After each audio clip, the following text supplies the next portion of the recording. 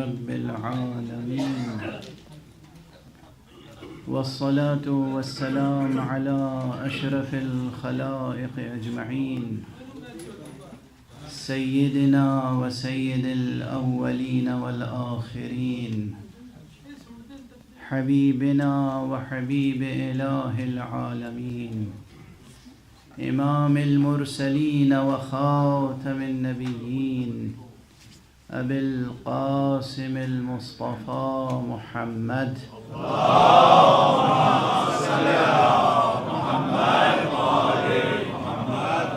وعلى أهل بيته الطيبين الطاهرين الهداة المهديين المعصومين المظلومين واللعنة الدائمة على أعداء الحق والدين. أما بعد فقد قال الله تعالى عز اسمه في محكم كتابه ومتقن خطابه بسم الله الرحمن الرحيم إنا أعطيناك الكوثر فصل لربك وانحر إن شانئك هو الأبتر صدق الله العلي العظيم.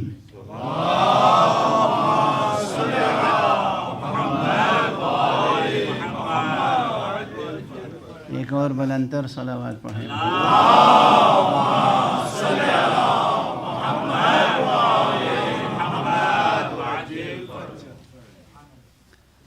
خانہ ہستی کو رونق بخشنے والی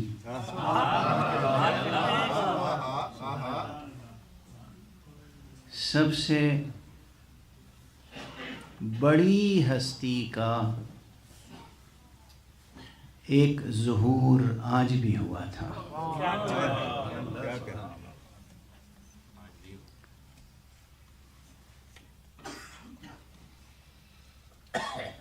گوہر شاہوار صدف وحدت اور صدف گوہرہائے شاہوار عصمت.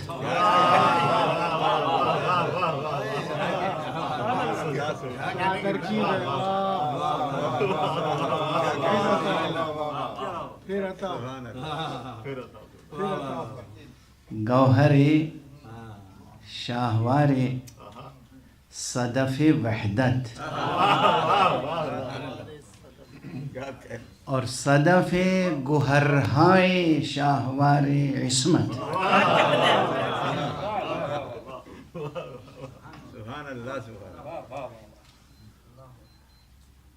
وہ دختر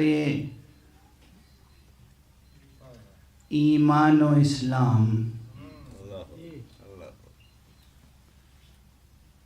جو بظاہر ایک خاص تسلسل تخلیق میں ہے تو دختر ایمان و اسلام، لیکن خود جان ایمان و اسلام نے اسے کہا مادر ایمان و اسلام.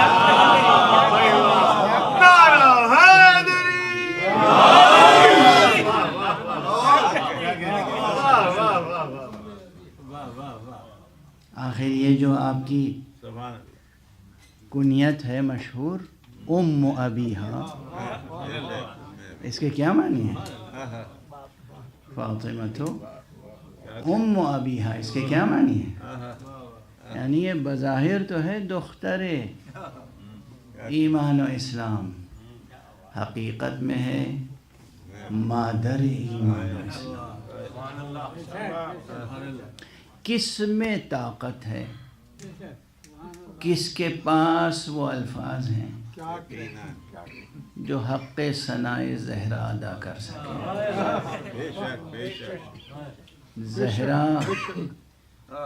زہرا اس خانہ ہستی کی تمام تر ربانی رونقوں کی ضمانت دار ہے.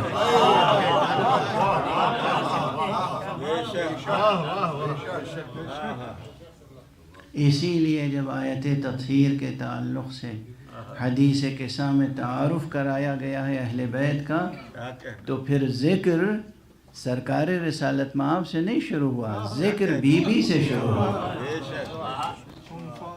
یہ تمام مقامات وہ ہیں جو بہت فکر انگیز ہیں، یہ بہت فکر انگیز ہیں، اور ان میں فکری جہتیں بھی ہیں اور عملی جہتیں بھی ہیں، یہ یاد رکھیے گا، فکری جہتیں بھی ہیں، عملی جہتیں بھی ہیں۔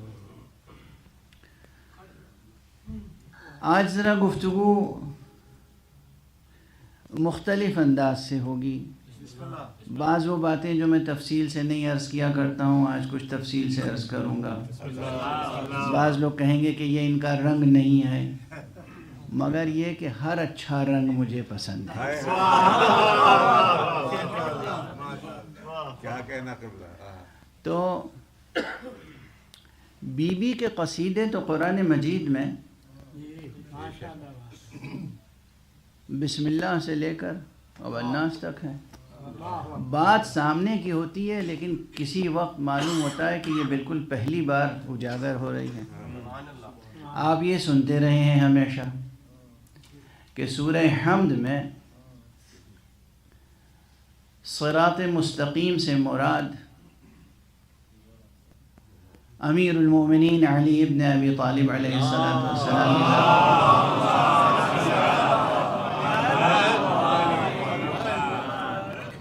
لیکن یہ بھی پیش نظر ہوگا کہ صراط مستقیم کی حقیقی تعویل میں صرف اور صرف ذات امیر المومنین نہیں ہے،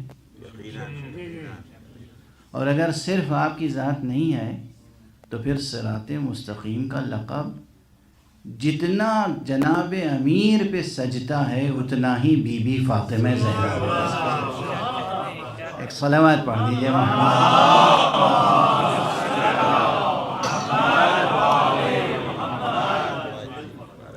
تو اب آپ یہ سمجھ لیجئے کہ سورہ حمد سے لے کر اور تمام قرآن جہاں جہاں بھی پیغمبر کی مدح و ثنا ہے، جہاں جہاں بھی اللہ کے اولیاء کی مدح و ثنا ہے اللہ کی زبان پر، وہاں وہاں اس مدح و ثنا میں شامل مدح و ثنا زہرا بھی ہے، اور جناب زہرا سلام اللہ علیہا کے القاب میں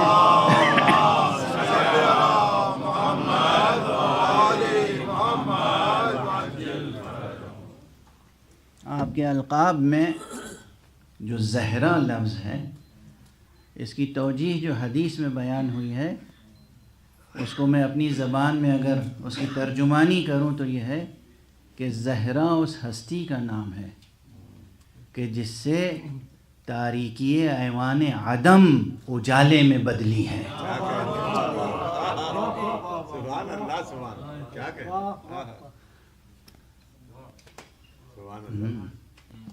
اور سورہ کوثر تو آپ کا ایک مکمل قصیدہ ہے۔ سورہ کوثر پر مجھے جہاں تک یاد آتا ہے کہ کوئی 40 سے زیادہ مرتبہ میں نے مجلسیں پڑھی ہیں اور تقریریں کی، لیکن ایک زاویہ وہ ہے جو اس وقت پہلی بار خود میری نگاہ میں آ رہا ہے،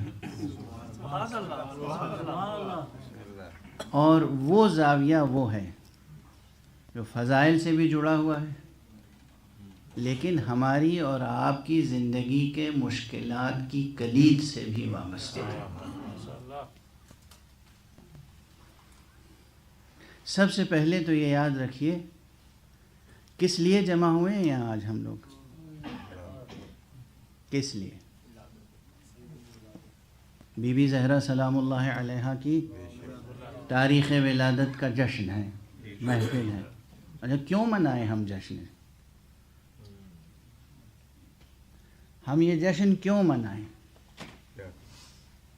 کتنے لوگ پیدا ہوئے، ہم ہر ایک کی ولادت کا جشن مناتے ہیں۔ ہم صرف ان ہستیوں کی ولادت کا جشن مناتے ہیں جو ہستیاں ہمیں سرچشمہ ہستی سے جوڑتی ہیں۔ جو ہستیاں وسیلہ ہیں اللہ سبحانہ و تعالیٰ تک پہنچنے کے لیے، یہ مقصد نگاہوں سے اوجھل نہ ہونے پائے۔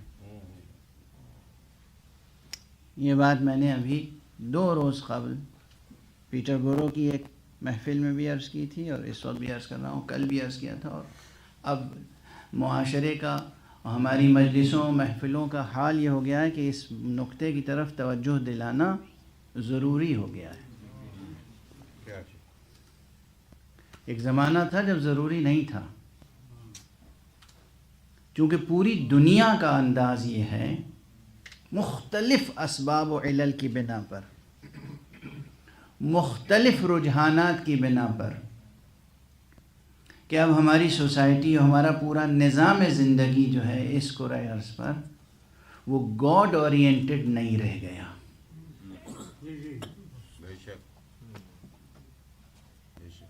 اور یہ مجلسیں، یہ محفلیں جن ہستیوں سے منسوب ہیں، وہ ہستیاں ہیں ہی اس لیے تاکہ ہمیں گاڈ اورینٹڈ طرز زندگی عطا کرے۔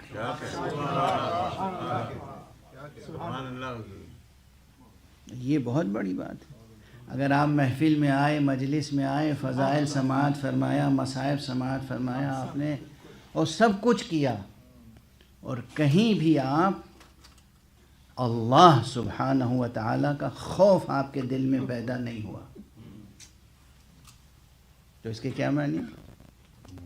کہیں اللہ سبحانہ و تعالیٰ کی محبت آپ کے دل میں پیدا نہیں ہوئی، اس کے کیا معنی ہے؟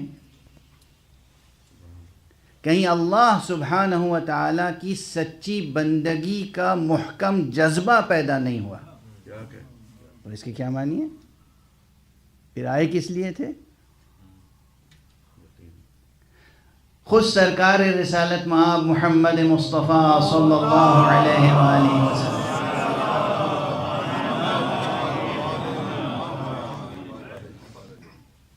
بعد از خدا بزرگ تو یہ قصہ مختصر، اللہ کے بعد سب سے بڑی ہستی اس عالم کائنات میں، اس عالم ہستی میں حضور کی ذات، تمام تر اہمیت آپ کی کس نقطے میں مضمر ہے؟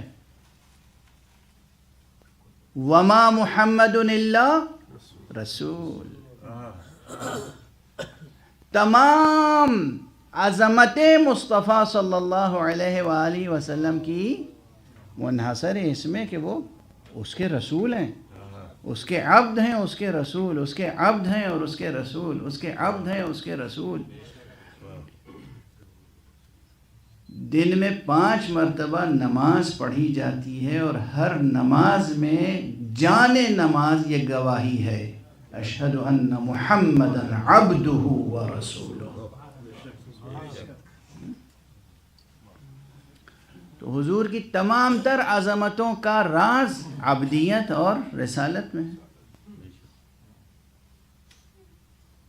اللہ کے رسول ہیں، اس لیے ہمیں ان سے وابستگی کا حکم دیا گیا، اور ہم صرف رسول تک پہنچیں اور اللہ تک نہ پہنچیں۔ تو کیا یہ رسول تک پہنچنا بھی ہوا؟ غور فرمائیں آپ، یعنی ہماری ذاکری کا انداز، ہماری شاعری کا انداز، ہماری محفلوں کا انداز، ہمارے شاعرانہ مبالغوں کا انداز، ہمارے خطیبانہ مبالغوں کا انداز کس طرف جا رہا ہے؟ یعنی جو مرکز توحید تھا وہاں بھی اگر توحید فراموش کر دی جائے تو پھر جناب نفیس صاحب چونکہ لکھنوی تہذیب کے پروردہ ہیں، جو تہذیب پروان چڑھی ہے میر انیس و مرزا دبیر کے جیسے شعراء کی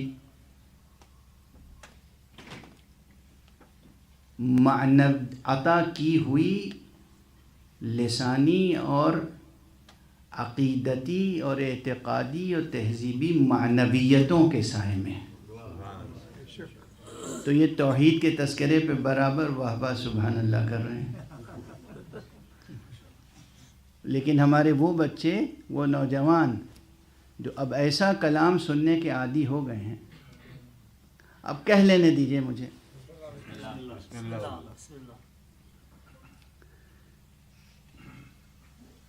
میر انیس نے کتنے فضائل امام حسین کے بیان کیے ہیں اور کتنے مناقب اور اہل بیت کے بیان کیے ہیں، لیکن یہی میر انیس ہیں علیہ الرحمہ کہ جنہوں نے امام حسین کی زبان سے ایک جملہ کہے، ایک بیت ادا کیے، لسان حال، یعنی گویا امام حسین علیہ السلام کے دل کی آواز، اور بالکل بجا، اس میں کوئی شاعرانہ مبالغہ نہیں۔ اب مصائب کا ہے وہ بند، اس کی بیت ہے، تو قابو رکھیے گا اپنے دلوں پر اور نگاہوں پر، آنکھوں پر، کہ انہوں نے فرمایا کہ سب کچھ قربانیاں اللہ کی راہ میں پیش کرنے کے بعد، اب آپ فہرست بیان کروں گا تو منقلب ہو جائے گا مجموع، تمام تر قربانیاں پیش کرنے کے بعد تنہا آقا حسین نے جب آخری سجدے میں سر رکھا ہے تو فرمایا ہے ہاتھ خالی تیرے دربار میں آتا ہے حسین،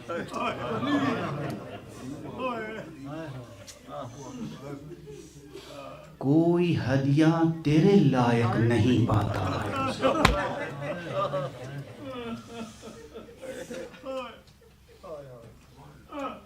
اللہ اکبر، اللہ اکبر، اللہ اکبر، اللہ اکبر۔ یہ ہے قلب حسین کی آواز، اور یہ ہے سچی آواز، اور یہ ہے ایک موحد اور حسین شناس شاعر کی ترجمانی کا کمال۔ آج ہمارے شعراء و ذاکرین کیا کر رہے ہیں؟ ہر مصرع اور ہر جملہ گویا ادا ہوتا ہے اس انداز سے کہ اس میں ثابت کیا جاتا ہے کہ حسین نے اللہ پہ احسان کر دیا، زینب نے اللہ پہ احسان کر دیا، عباس نے اللہ پر احسان، نعوذ باللہ، خاک مدہ، ان کی تمام تر عظمتیں اور فضیلتیں اپنی جگہ، منقبتیں اپنی جگہ، مگر آپ کیا ارشاد فرما رہے ہیں؟ کیا ارشاد فرما رہے ہیں؟ اللہ کی معرفت کیا ہے؟ رسول کی معرفت کیا ہے؟ ائمہ اطہار کی معرفت کیا ہے؟ اہل بیت کی معرفت کیا ہے؟ ان شہدائے راہ خدا کی معرفت کیا ہے؟ ہماری مجلسیں ہو یا محفلیں، اللہ کی عظمت، اللہ کی بزرگی، اللہ کی کبریائی، یہ جو تمام دنیا بھر کی اذانوں کے مناروں سے آواز بلند ہوتی ہے اذان کی، اللہ اکبر، یہ اللہ کی بڑائی کہاں گئی؟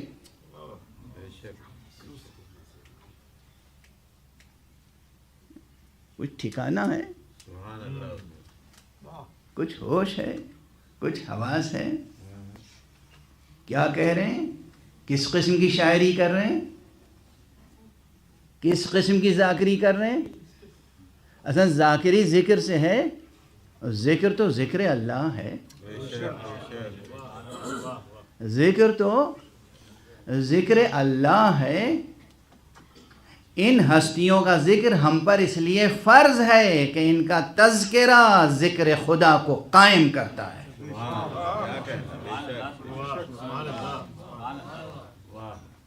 ہم بی بی فاطمہ زہرا سلام اللہ علیہا کا تذکرہ کرتے ہیں،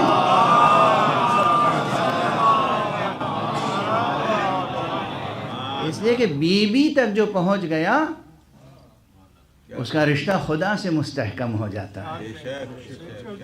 ہم مولا امیر المومنین علی ابن ابی طالب علیہ السلام کا تذکرہ اور اس لیے کرتے ہیں کہ جو مولا امیر المومنین تک پہنچ گیا اس کا رشتہ اللہ سے مستحکم ہو جاتا ہے۔ یہ وہ ہستیاں ہیں کہ جو ہمارا رشتہ خدا سے مستحکم کرتی ہیں، اور ہم ان کے علاوہ کسی کا تذکرہ اس لیے نہیں کرتے کہ اور کسی کا تذکرہ رشتہ خدا سے مستحکم کرتا نہیں ہے۔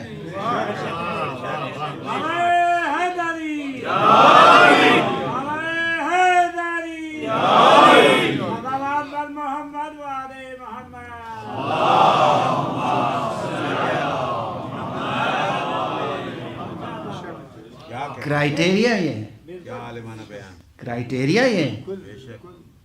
ہم پیدا ہوتے ہیں تو مائیں لوری میں بھی ذکر حسین و ذکر علی سناتی ہیں، اور ہم جب قبر میں لٹائے جاتے ہیں تو تلقین میں بھی ذکر علی اور ذکر حسین و ائمہ کا نام یاد کرایا جاتا ہے، اس لیے کہ یہی وہ اسماء گرامی ہیں اور ان کے کردار وہ ہیں جو ہمیں حقیقت کبریٰ سے جوڑنے والے ہیں.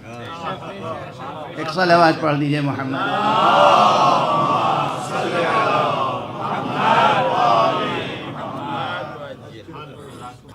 کیا کہنا حضور, کیا مدد. بے شک.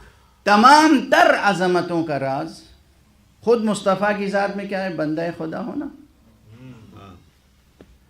یعنی پہلے پڑھ چکا ہوں، اب وہ بات.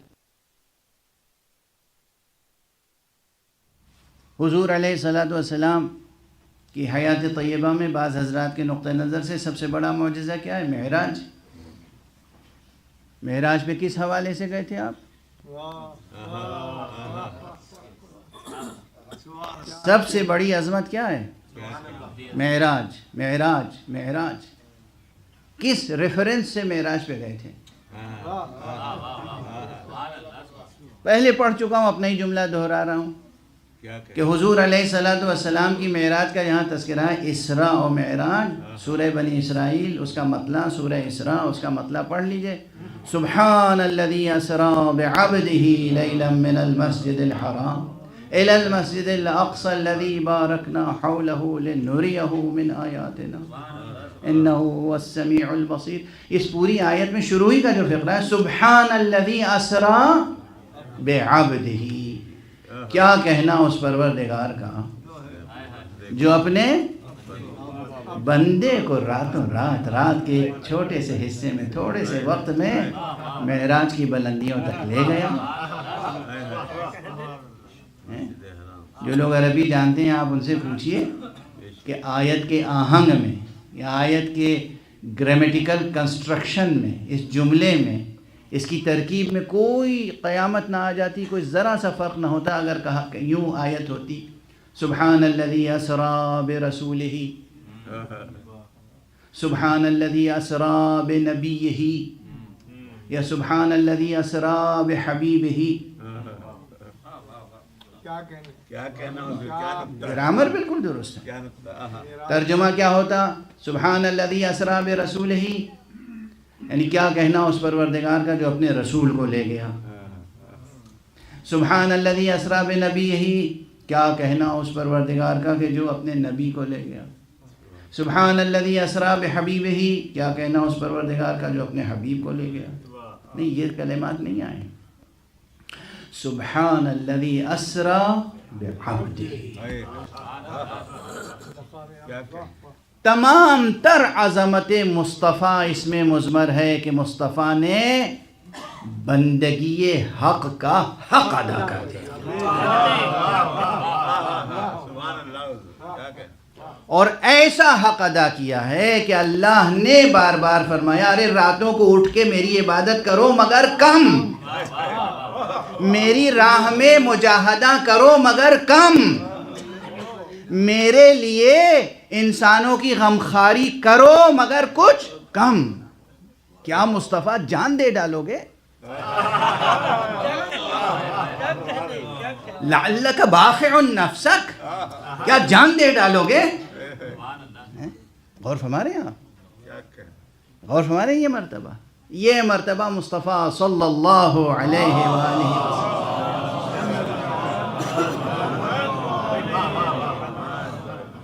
اور ہم کیا ہیں؟ اپنی سوچ میں، اپنی فکر میں، اپنے سخن میں، اپنے عمل میں خدا ناشناس بنتے چلے جا رہے ہیں. اسی لیے قرآن مجید میں یہ آیت پہلے سے موجود ہے، غالباً 2 یا 3 مقامات پر یہ تعبیر آئی ہے وما قدر اللہ حق قدرہ. ہائے خلق خدا نے خالق کی قدر دانی نہ کی، قدر شناسی نہ کی، قدر نہ جانی، قدر نہ پہچانی. کم سے کم آپ کو ایسا نہیں ہونا چاہیے. آپ یہ مجمع جو بی بی فاطمہ زہرا سلام اللہ علیہا کی نامی پر جمع ہوا ہے، یہ مجمع جو حضرات اہل بیت اطہار علیہم الصلاۃ والسلام کے نام نامی پر مجلسوں و محفلوں میں آتا ہے، اسے خدا شناس ہونا چاہیے، اسے خدا کا قدردان ہونا چاہیے۔ ہم معصومین کی طرح نہ حق معرفت ادا کر سکتے ہیں، نہ حق بندگی ادا کر سکتے ہیں، لیکن جتنے ہیں اپنی حیثیت کے مطابق اپنی سی کوشش تو کرنی چاہیے۔ اب اگر وہ کوشش بھی باقی نہ رہ جائے تو جائے تأسف ہے، پھر خسارے کا سودا ہے، یہ دنیا کی زندگی خسارے کا سودا ہے، پھر سنانا پڑے گا ان الانسان لفی خسر۔ بہرحال اب یہ چند تلخ جملے تھے، مگر یہ جملے کہنے کی ضرورت تھی، اس لیے عرض کیا۔ سبحان اللہ۔ تمام تر عظمتیں اہل بیت اطہار کی اور تمام انبیاء کی، آدم علیہ السلام کس لیے یاد رکھے جاتے ہیں، کس لیے محترم ہیں؟ اللہ کے نبی ہیں۔ حضرت نوح علیہ السلام اللہ کے نبی ہیں۔ حضرت موسیٰ، حضرت عیسیٰ اللہ کے نبی ہیں۔ جتنے انبیاء ہیں، جتنے ائمہ ہیں، جتنے اولیاء ہیں، ان کی تمام تر عظمت کا راز یہ ہے کہ خلق خدا کو خدا سے جوڑنے والے ہیں۔ خدا ہے بے کراں، ہم سب ہیں محدود، اس لیے یہ جملہ کہنے کا جی چاہتا ہے کہ اہل بیت اطہار وہ ہستیاں ہیں جو محدود کو بے کراں سے جوڑ دیتے ہیں۔ ایک صلوات پڑھ دیجئے محمد۔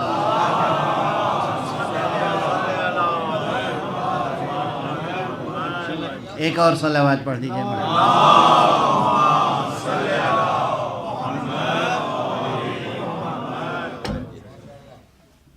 اچھا، آپ سمجھیں گے کہ یہ بھی ایک ادبی جملہ ہے، شاعرانہ جملہ ہے، نہیں، حقیقت یہ ہے کہ ہم جب تک علی کے در تک نہیں پہنچتے، فاطمہ کے در تک نہیں پہنچتے، جب تک ہم مصطفیٰ صلی اللہ علیہ وآلہ وسلم کے در تک نہیں پہنچتے، ہم محدود رہتے ہیں، اور بہت محدود، ناچیز۔ لیکن جب ہم ان کے در پہ پہنچ جاتے ہیں، ان کی ڈیہڑی پہ پہنچ جاتے ہیں، اور وہ ہمیں اس ہستی سے روشناس کرا دیتے ہیں، تو حقیقتاً ہم بے کراں ہو جاتے ہیں۔ کیا کہنا؟ اب یہ جملہ وہ ہے کہ جسے آپ دیکھیے جا کے اس کی تفسیر، اس فقیر کے اس جملے کی تفسیر عرفان کی کتابوں میں دیکھیے، حدیث کی کتابوں میں دیکھیے، تفسیر کی کتابوں میں دیکھیے، دیکھیے دین و مذہب کے فلسفے پہ جو کتابیں لکھی گئی اس میں تلاش کیجئے۔ ہم بے کراں ہو جاتے ہیں، ہم، آپ محدود ہیں مگر بے کراں ہو جاتے ہیں۔ اب ضرورت اس کی یہ ہے، ہماری ضرورت ہیں یہ ہستیاں، یہ ہستیاں ہماری ضرورت ہیں اگر ہمیں خود کو بے کراں بنانا ہے۔ اگر ہم محدود سے بے کراں بننا چاہتے ہیں تو ہماری ضرورت ہے۔ اب اگر اسی ذوق و شوق کے ساتھ آپ ساتھ دیتے رہے اور قبول کرتے رہے، میرے معروضات بے شک بے شک کہتے رہے، تو میرا خیال ہے کہ کچھ کہہ سکوں گا میں آج۔ ماشاءاللہ۔ نعرہ حیدری، صلوات پر محمد و آل محمد۔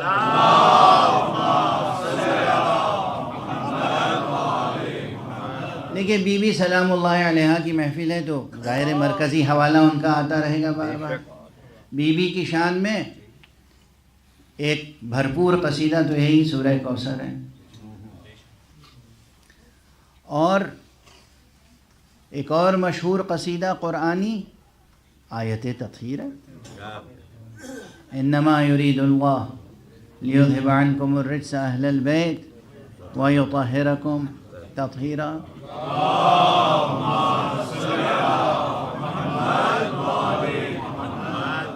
ایک اور قرآنی قصیدہ جو بہت مشہور ہے، سورہ دہر ہے، ایک اور قصیدہ جو بہت مشہور ہے سورہ قدر ہے.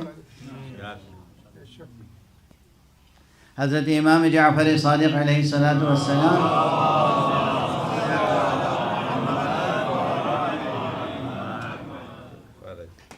میری تقریر تھکا دینے والی تو ہوتی ہے، آپ کی صلوات تھکی ہوئی نہیں ہونی چاہیے.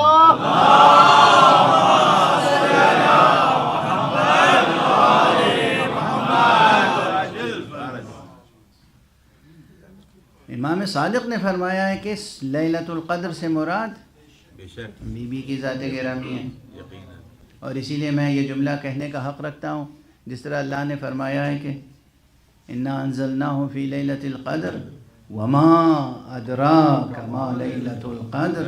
اسی طرح میں بھی کہہ سکتا ہوں کہ فاطمہ وما ادراک من فاطمہ. اب یہاں ماں نہیں کہا جائے گا، من کہا جائے گا، اس لیے کہ ماں غیر ذوی العقول کے لیے ہوتا ہے، من جو ہے وہ ذوی العقول کے لیے ہوتا ہے. فاطمہ، اور آپ کیا جانیں گے فاطمہ کی؟ بے شک فاطمہ فاطمہ کون ایسا بشر ہے کہ جو عظمت حضرت زہرا کے رازوں تک پہنچ سکے، ان اسرار، ان معارف اور ان حقائق تک. بہرحال تو سورہ قدر ہے. اب یہاں پر اتنے حوالے تو دے دیے میں نے، اب جلدی سے زندگی سے جوڑ دوں نا بات. پہلے تو یہ یاد رکھیں کہ یہ وہ ہستیاں ہیں کہ ان کا نام اگر لبوں پر رہے تب بھی اس کی تاثیر ہوتی ہے کچھ نہ کچھ. بے شک اگر ان کا تصور بھی ذہن میں رہے تو اس کی بھی تاثیر ہوتی ہے. بے شک ان کا خیال رہے تب بھی زندگی میں اجالا رہتا ہے. ان کا خیال رہے تب بھی زندگی میں اجالا رہتا ہے.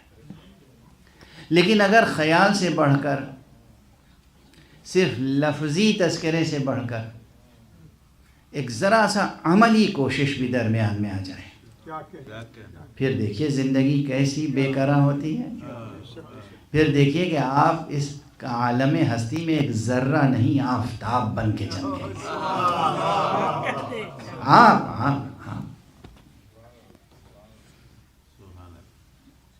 اب جو یہاں پہ ذرا سا فلسفیانہ یا نیم فلسفیانہ قسم کی گفتگو ہے، وہ شروع تو میں نے کی تھی پیٹر بورو میں، لیکن آج یہاں اسے تھوڑا سا مکمل کروں کہ سورہ مبارکہ کوثر میں دو متحرک سیرتوں اور کرداروں کی طرف اشارہ کیا گیا ہے. یہ متحرک سیرت کا تذکرہ، یہ اس عنوان سے بحث میں نے پہلے نہیں کی ہے جو مجلسیں پڑھی. سورہ مبارکہ کوثر میں یہ متحرک جو سیرتیں ہیں یہ کیا ہیں؟ ایک ہے صلاۃ اور ایک ہے قربانی.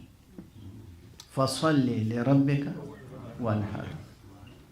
واہ کیا کہنا کیا کہنا. اچھا، خود اس جملے کو سمجھنے کے لیے ایک جملہ اور اپنا دہرا دوں کہ پورے قرآن مجید نے کچھ مقاصد سے روشناس کرایا ہے اور کچھ کرداروں سے روشناس کرایا ہے. دیکھیے، کوئی بھی مقصد بغیر کسی خاص کردار کے حاصل نہیں ہوتا. تو پورے قرآن مجید کے تمام تر مضامین کا خلاصہ یہ ہے کہ قرآن مجید نے کچھ مقاصد سے روشناس کرایا ہے اور کچھ کرداروں سے.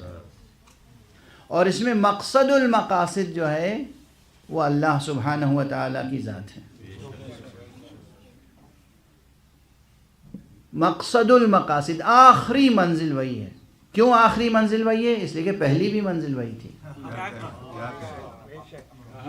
انا للہ و انا الیہ راجعون. ہم وہیں سے آئے ہیں اور وہیں پلٹ کر جانا ہے. مقصد المقاصد ذات باری تعالی ہے، ذات حق سبحانہ و تعالی، ذات اللہ. اس تک اسی سے آئے ہیں اور وہیں جانا ہے. یہ پہلے بھی عرض کر چکا ہوں کہ تمام تر عرفان نظری یعنی تھیوریٹیکل مسٹسزم کی جتنی بھی کتابیں لکھی گئی ہیں ان سب کا مختصر ترین خلاصہ کوئی لکھنا چاہے تو یہ جملہ بنے گا انا للہ و انا الیہ راجعون۔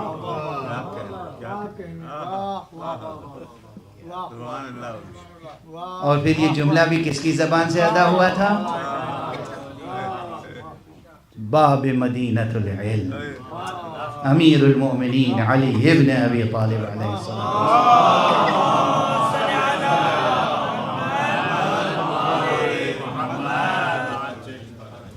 آقا کی زبان سے ادا ہوا تھا، اور اتنا اچھا لگا، اتنا پسند آیا حضرت حق کو، خالق کلام کو کلام علی اتنا پسند آیا کہ وہ جزو قرآن بنا دیا گیا۔ اب یہ مشہور فضائل میں سے اتنی بار تو میں خود پڑھ چکا ہوں، مشہور فضائل میں سے کہ مصائب کا پہاڑ ٹوٹ پڑا، اور جب حضرت علی سے کسی نے کہا تو آپ نے فوراً جواب میں کہا انا للہ و انا الیہ راجعون۔ ارے ہم تو اس کے ہیں اور اسی کی طرف جا رہے ہیں، اسی کی طرف جانے والے ہیں۔ اور یہ اتنا اچھا لگا فقرہ کہ اللہ نے خود اسے قرآن مجید میں درج فرما دیا۔ اب جو لوگ عموماً ہر حقیقت کی تشکیک کرتے ہیں، ہر حقیقت کو مشکوک بنانا چاہتے ہیں، پہلے بھی کہہ چکا ہوں، اس وقت بھی کہہ کے آگے بڑھوں، اور یہ خیال رکھیے گا کہ پہلے کے کہے ہوئے جو جملے دہرا رہا ہوں اسے آج کے وقت میں شمار نہ کیجیے گا، آج کا بیان جاری رہے گا۔ تو وہ یہ ہے کہ لوگ کہتے ہیں یہ روایت آپ نے گڑھ لی ہے، روایت ہم نے گڑھی ہے؟ ارے خود قرآن مجید کہتا ہے کہ یہ جملہ کسی اور کا ہے، دیکھیے نا، خود قرآن مجید ارشاد فرماتا ہے کہ یہ جملہ کسی اور کا ہے۔ ایک یہ طریقہ ہو سکتا تھا کہ اللہ فرماتا کہ اے رسول جن لوگوں پہ مصیبت پڑتی ہے آپ بتا دیجئے، سکھا دیجئے کہ جب مصیبت پڑے تو وہ یہ جملہ کہیں۔ بات یہ نہیں ہے، بات کہی گئی ہے کہ وَبَشِّرِ الصَّابِرِينَ الَّذِينَ إِذَا أَصَابَتْهُمْ مُصِيبَةٌ قَالُوا، آپ اے رسول ان مصیبت زدوں کو بشارت دیں کہ جن پر مصیبت پڑتی ہے تو وہ یہ کہتے ہیں کہ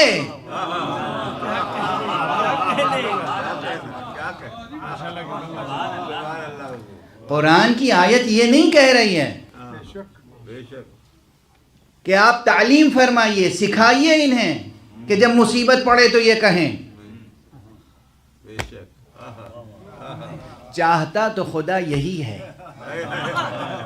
کہ جب مصیبت پڑے تو یہ کہو، مگر خدا بتا رہا ہے کہ دیکھو ہمیشہ براہ راست ہر بات ہم نہیں بتائیں گے، ہر بات ہم نہیں سکھائیں گے۔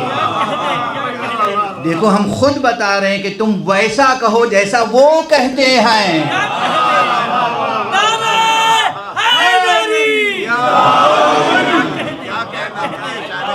ایک صلوات پڑھ دیجئے محمد۔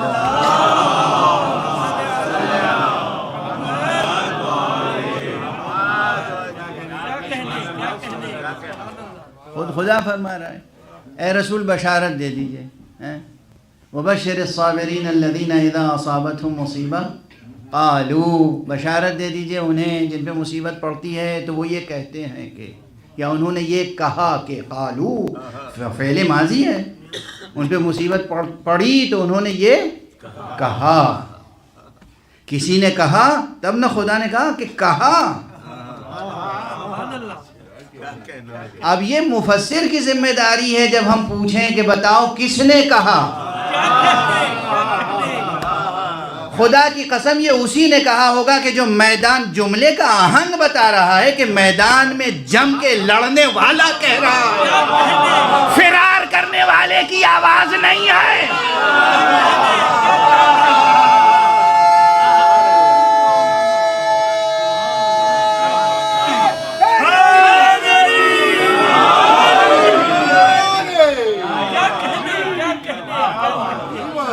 اس جملے میں جو معرفت ہے، علم ہے، یقین ہے، صبر ہے، ثبات ہے، قرار دل بھی ہے، ثبات قدم بھی ہے۔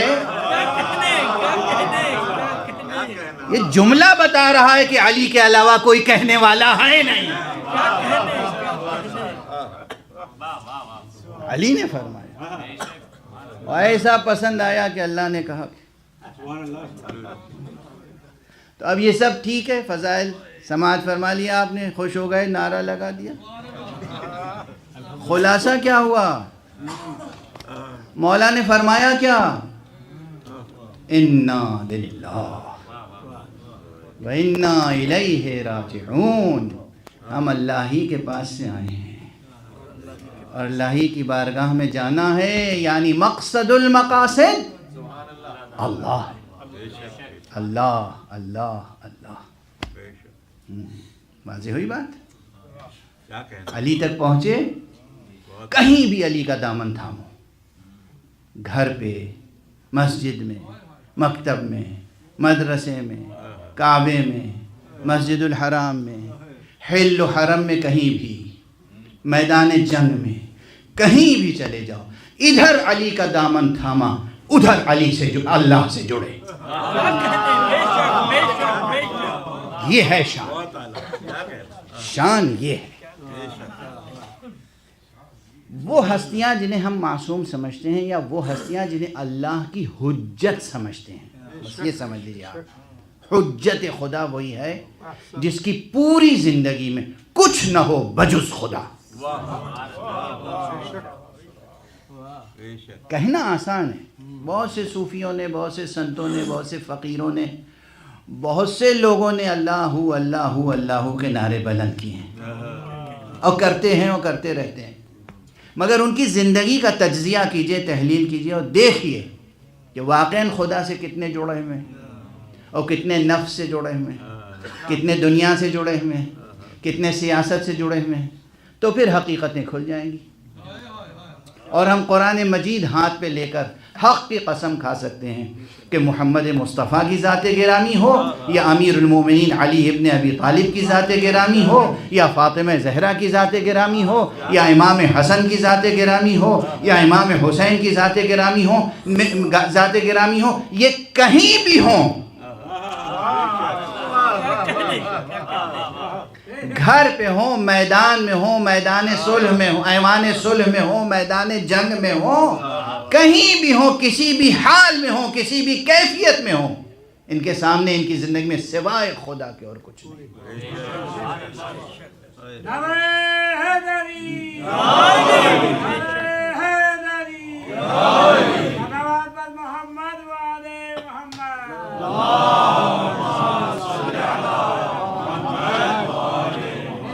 یہی ان کی عظمت کا راز ہے۔ یاد رکھیے گا ایک جملہ، ہر وہ شے عظیم ہے جو خدا سے جڑ جائے، ہر وہ شے ناچیز ہے جو خدا سے جدا ہو جائے۔ جو چیز خدائی رخ اور خدائی قدر و قیمت نہیں رکھتی، اس کی کوئی حیثیت نہیں۔ تو اس لیے ہمیں اور آپ کو اپنی اپنی زندگیوں کو بھی اگر خدا والا بننا ہے اور اگر علی والا کہلانا ہے، تو پھر ہماری زندگیوں میں زندگیاں کیسی ہونی چاہیے؟ گاڈ اورینٹڈ، محوری حیثیت اللہ کی ہونی چاہیے۔ چاہے زبان سے اللہ اللہ کہیں یا نہ کہیں، آپ کے چلنے کا طریقہ دیکھ کے دنیا والے کہیں یہ کوئی اللہ والا گزر رہا ہے۔ آپ کے گھر میں کوئی داخل ہو تو گھر کی آرائش اور گھر کی آسائش، گھر کی زیبائی اور گھر کی نفاست و نظافت و طہارت یہ بتائے کہ کسی خدا والے کا گھر ہے۔ فیملی میں قدریں وہ ہونی چاہیے، جیسے معلوم ہو کہ یہ خدا والے لوگ ہیں۔ ہمیں ایسا ہونا چاہیے کہ ہم کہہ سکیں کہ ہم خدا رکھتے ہیں۔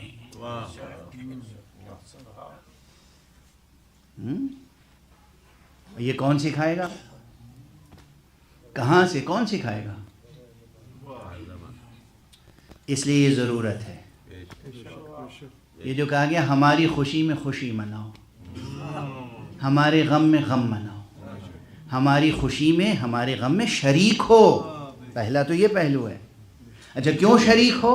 تاکہ تمہیں یہ جینے کا سلیقہ آ جائے کہ خوشی کے لمحے ہوں یا غم کے لمحے ہوں، خدا سے کس طرح ہمیشہ وابستہ رہا جا سکتا ہے۔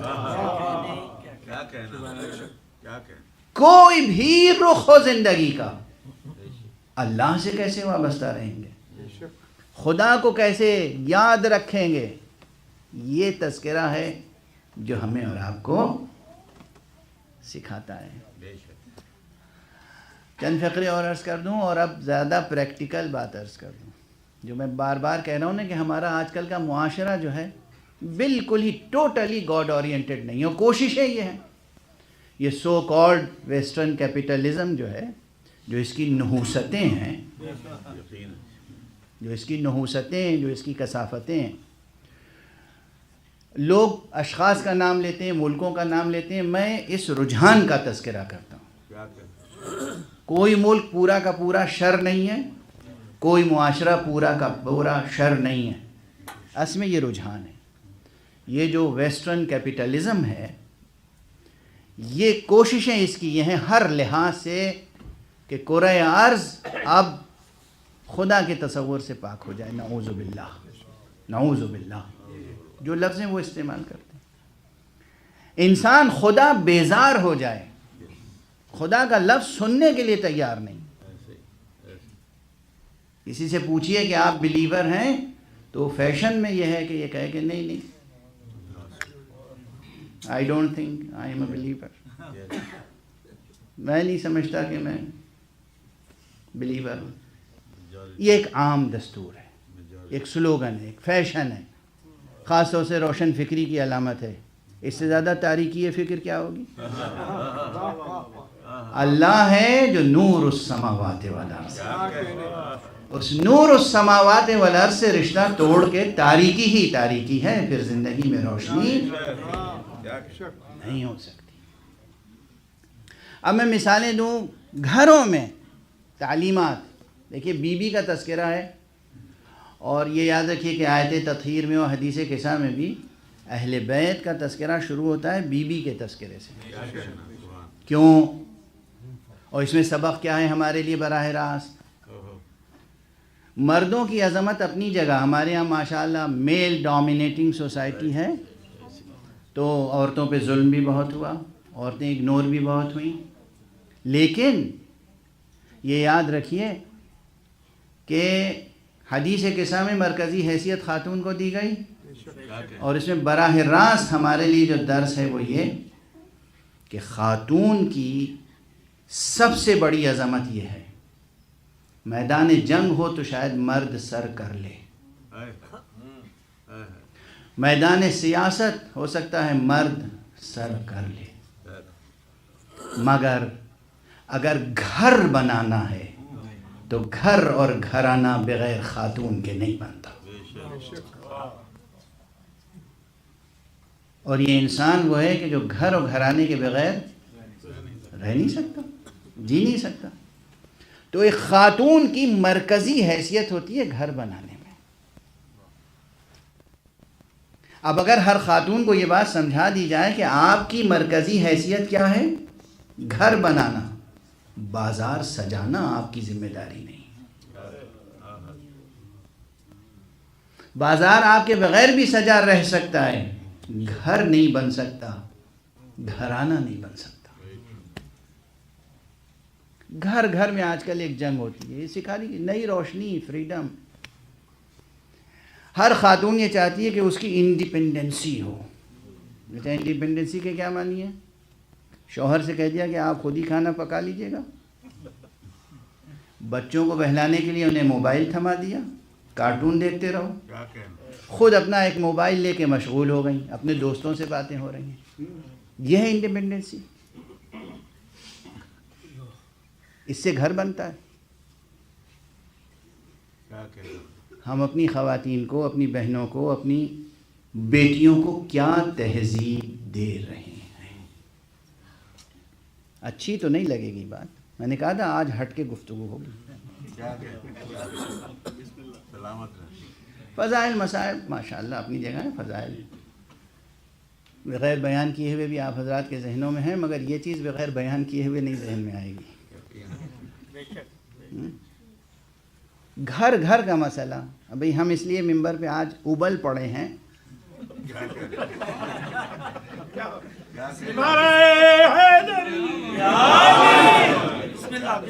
کہ آپ میں سے ہر شخص سوچتا ہے جسے کوئی نہیں ملتا غم ہلکا کرنے کے لیے، وہ کہاں آتا ہے؟ مولانا صاحب۔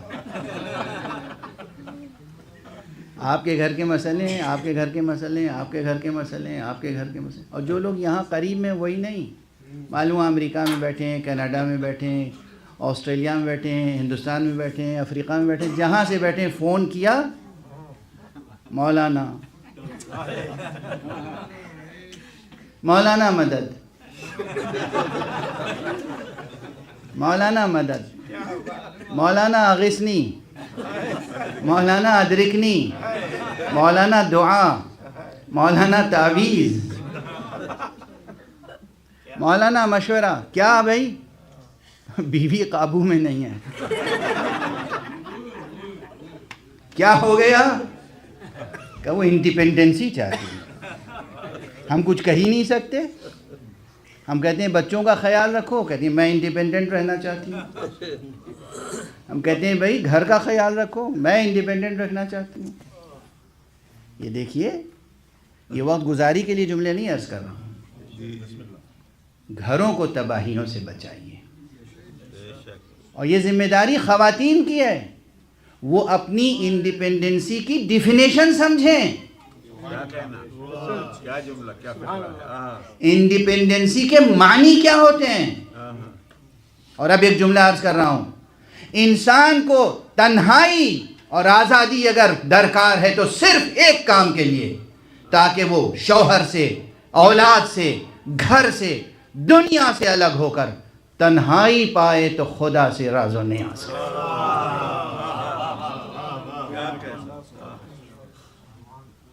عبادت کے لیے، دعا کے لیے، مناجات کے لیے، ذکر خدا کے لیے، نماز کے لیے، نہ کہ سگانے دنیا سے اپنی حرمت کو ضائع کرنے کے لیے۔ بہت سخت جملہ ہے، ہوگا، لگ گئی تیر، نہیں لگی تو دوبارہ کہوں، لگ گئے ہاتھی، نیزہ لگ گیا، کیا معنی ہے؟ آپ یہ چاہتے ہیں کہ میں صرف ہمیشہ آپ کو ہنسا کھلا کے بہلا کے چھوڑ دوں؟ یہ مجلسیں بہلانے کے لیے ہیں؟ ہر گھر کا مسئلہ ہے یہ، تقریباً یہ بڑھتی جا رہی ہے وبا۔ بچوں کی تربیت، شیر مادر کا مسئلہ تو بہت پہلے ہی ختم ہو گیا تھا۔ کیا کہنا، اب جو تھوڑی بہت ماں کی توجہ ہوتی تھی وہ بھی بچے محروم ہو گئے۔ اب بچوں کو کیا، بس موبائل ہاتھ میں، اور بچے سب سے پہلے جو چیز استعمال کرنا سیکھ لیتے ہیں وہ ہے موبائل۔ سکھاتا کون ہے؟ کس لیے؟ تاکہ ماؤں کو آزادی ہو جائے۔ وہ جو دل سوزی، وہ جو ممتا کا درد و کرب تھا، جس میں اصل عورت کی ہستی کی عظمت تھی، کیا کہنا، اب عورتوں کی عظمت کو سمجھیں تو صحیح۔ یہی تو ہے۔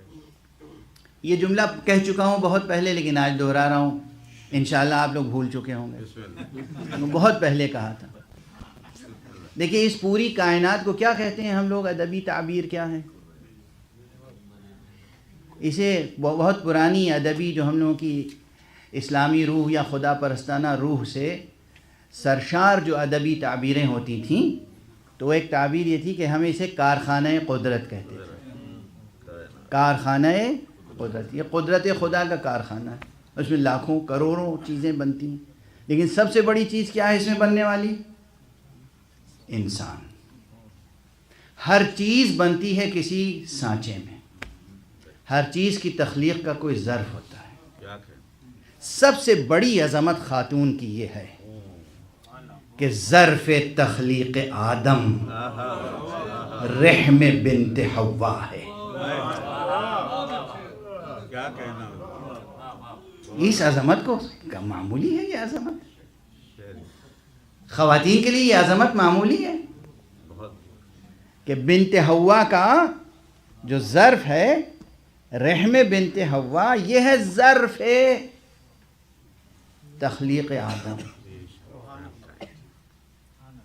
شیر مادر ہے شہد و عسل و دارو ہستی. کیا کہنا. یہ ہے. اس عظمت کو کیوں بھول رہی ہیں آپ؟ واہ واہ. نہ ماں کو، نہ بچے کو دودھ پلانا چاہتی ہیں، نہ توجہ دینا چاہتی ہیں، اور آپ کون سی انڈیپینڈنسی چاہتی ہیں؟ کس کے لیے؟ اپنی عظمت کو بڑھانے کے لیے یا اپنی ہستی کو اور اپنی ڈگنیٹی کو تباہ کرنے کے لیے؟ بے شک بے شک. اور یہ سبق کہاں سے سیکھیں گے آپ؟ صرف اور صرف 18 سال زندگی بسر کرنے والی زہرا، اس نے کیا کچھ نہیں سکھایا دنیا کو. بے شک. ایک اچھی بیٹی کی طرح کیسے جیا جاتا ہے، ایک اچھی زوجہ کی طرح کس طرح جیا جاتا ہے، ایک اچھی ماں کی طرح کس طرح جیا جاتا ہے. ہیں؟ ماں بھی ایسی ماں کہ جس نے حسن و حسین جیسے بیٹے، ماں اور ایسی ماں کہ جس نے زینب کبریٰ جیسی بیٹی دنیا کو عطا کی. ماں اور ایسی ماں کہ جسے باپ نے کہا ام ابیہا. اس کائنات میں سب سے بڑا معراج سیر و سفر حیات خاتون، حیات انثیٰ، ایک خاتون کی زندگی کا، اس کے وجود کا نقطہ عروج ماں ہونا ہے. بے شک. Absolutely. Absolutely. اس دنیا میں. اور وہ بھی کون سی ماں؟ ایسی ماں جو شمر کو نہ جنے، حر کو جنے. ایسی ماں جو یزید کو جنم نہ دے. ایسی ماں جو حبیب ابن مظاہر کو جنم. جیسے ہی میں نے یزید کہا، کسی نے کہا حسین، حسین کا نام یزید کے مقابلے پہ نہ لیا کیجئے.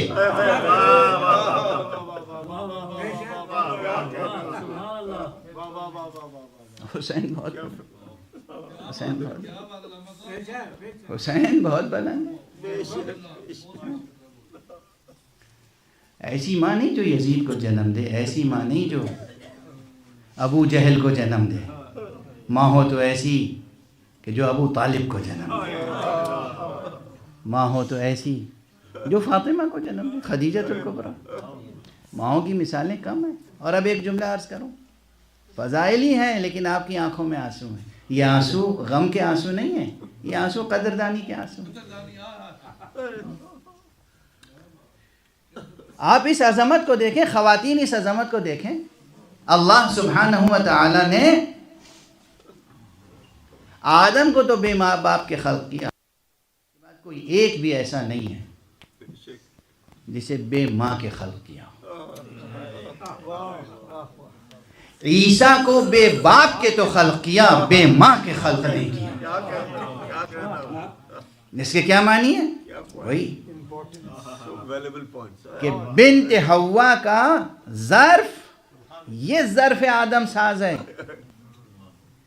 اس لیے تمام خواتین عالم کے لیے فاطمہ بنت محمد وہ عظیم نمونہ عمل ہے جو اس دنیا میں ایک عظیم خاتون بننا سکھاتی ہے، اور اس دنیا کے تمام تر مصائب و آلام کے باوجود خدا سے وابستہ رہنا سکھاتی ہے.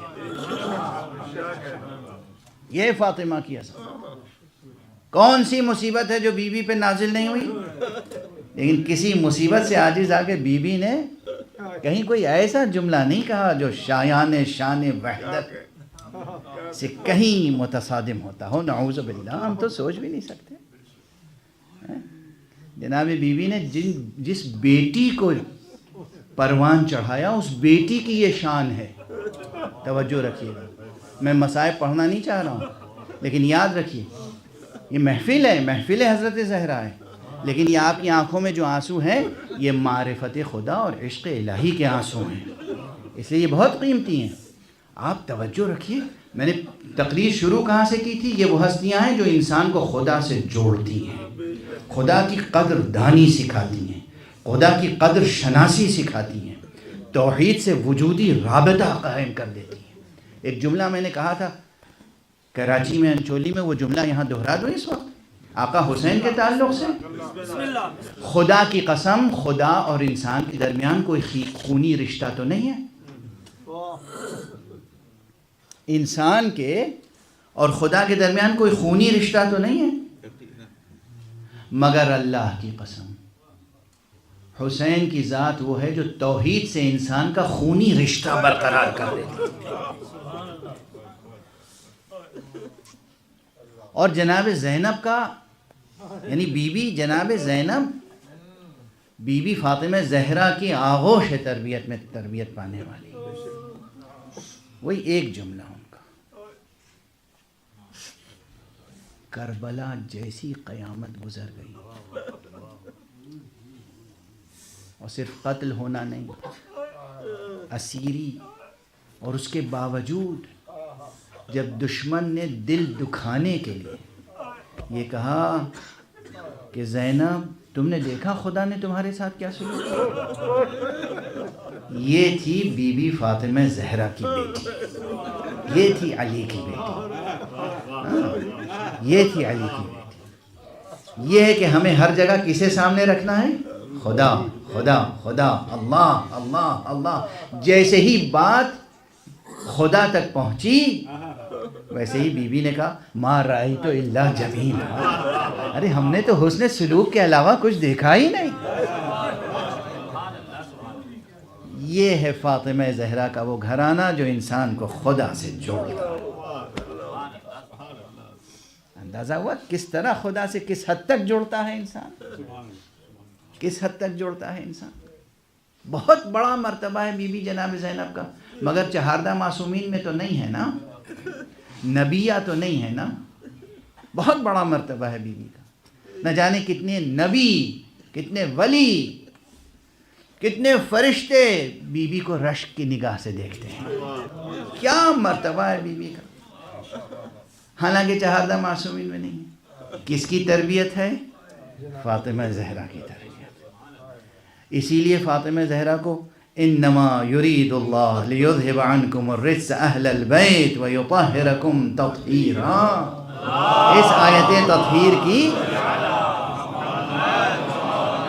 اس آیت تطہیر کی تفسیر میں اور اس کی شان نزول میں بیان ہونے والی حدیث میں، حدیث قصہ میں مرکزی حیثیت دی گئی. پیغمبر کو نہیں، علی کو نہیں، مرکزی حیثیت کسے؟ ہم فاطمہ وبعلها وابوها وبعلها وبنوها. یہ وہ ہیں جو فاطمہ ہیں، ان کے والد ہیں، ان کے شوہر ہیں، ان کے بچے ہیں. یہ مرکزی حیثیت خاتون کی ہے، مگر کس لیے؟ تاکہ وہ گھر بنا سکے، گھرانہ بنا سکے، اور ایسا گھرانہ بنا سکے جو خدا شناس گھرانہ ہو، جو اقدار توحید سے آراستہ ہو، جو خدا کی بندگی کی راہوں سے آشنا ہو. پروردگار ہمیں اور آپ کو سب کو بطفیل حضرت فاطمہ زہرا سلام اللہ علیہ، بتصدق محمد و آل محمد علیہ السلام خدا شناس، خدا آشنا بنا دے. ہماری زندگی میں اللہ ہر جگہ موجود ہو، اللہ کی تجلیاں ہماری زندگیوں میں ہوں، اللہ سبحانہ و تعالیٰ کی طرف سے برکتوں کا نزول ہو ہماری زندگیوں میں، نحوستیں دور ہوں، برکتیں نازل ہوں. ہم اور ہمارے گھرانے ایسے ہوں کہ جنہیں دیکھ کر لوگ خدا شناس معاشرے کی پہچان حاصل کر سکیں. یہ خدا شناس گھرانے. پروردگار کا آخری ولی، آخری حجت پردہ غیب میں. ہم ایسے خدا شناس بن جائیں کہ پروردگار اپنے آخری ولی کو اذن ظہور عطا فرمائے اور اپنی رحمت و رافت و عدالت کا پرچم لہرائے. پروردگار اس روئے زمین کو اپنے نور سے منور فرمائے. وآخر دعوانا ان الحمد للہ رب العالمین.